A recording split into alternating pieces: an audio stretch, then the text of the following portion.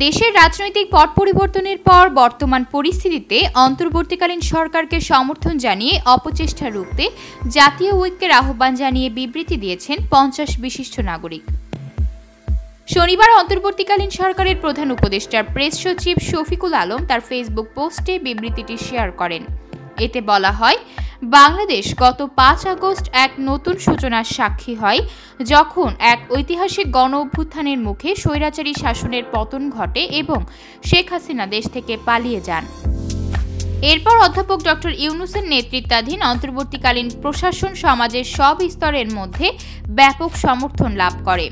দেশটির সামনে এখন জরুরি কাজ হলো রাষ্ট্রের সব প্রতিষ্ঠানের প্রতি আস্থা এবং বিশ্বাস পুনর্স্থাপন, অর্থনীতির পুনর্গঠন এবং একটি গণতান্ত্রিক উত্তরণের পথ তৈরিতে প্রয়োজনীয় সংস্কার বাস্তবায়ন।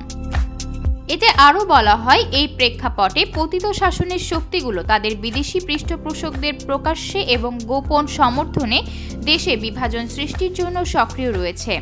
তারা মিথ্যা তথ্য এবং অপপ্রচার ছড়িয়ে এবং সহিংসতা উস্কে দিচ্ছে।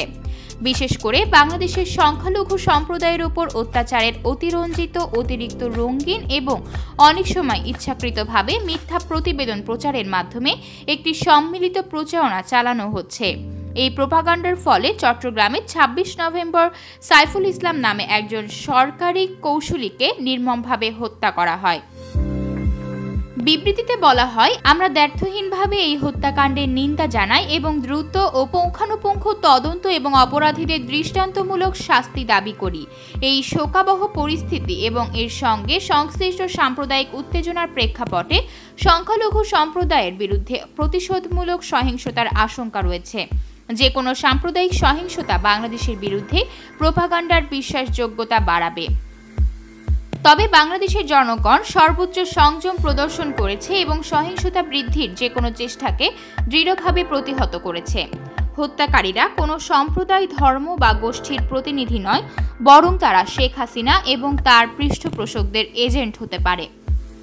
আরও বলা হয়, যদি তদন্তে এটি প্রমাণিত হয় তবে এটি নিশ্চিত করবে যে ক্ষমতাচ্যুত স্বৈরাচারী শেখ হাসিনা বাংলাদেশের জাতীয় ঐক্য, সার্বভৌমত্ব এবং নিরাপত্তার জন্য সরাসরি হুমকি।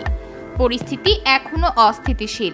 ক্ষমতাচ্যুত স্বৈরাচারী এখনও মুক্ত যখন তার সহযোগীরা তাদের অবৈধভাবে অর্জিত সম্পদের সুবিধা ভোগ করছে।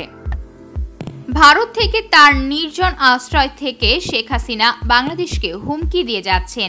এই পরিস্থিতিতে সব গণতন্ত্রপন্থী শক্তিকে ধৈর্য ও সংযম প্রদর্শন করতে হবে যখন আমরা বাংলাদেশের পুনর্গঠনের লক্ষ্যে কাজ করছি।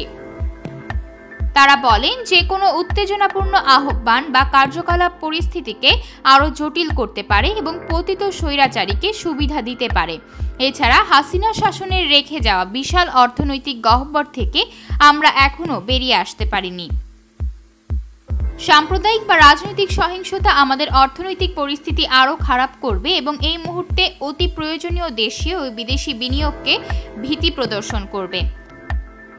বিবৃতিতে বলা হয়, আমরা সব বাংলাদেশিকে ধর্ম, রাজনৈতিক মতাদর্শ, আদর্শ, লিঙ্গ, বয়স বা যে কোনো বৈশিষ্ট্যের পার্থক্যের ঊর্ধ্বে উঠে এই হুমকির মুখে জাতীয় ঐক্য বজায় রাখার আহ্বান জানাই। আমরা বাংলাদেশের ঐক্যবদ্ধ কণ্ঠের প্রতি আমাদের সংহতি প্রকাশ করছি।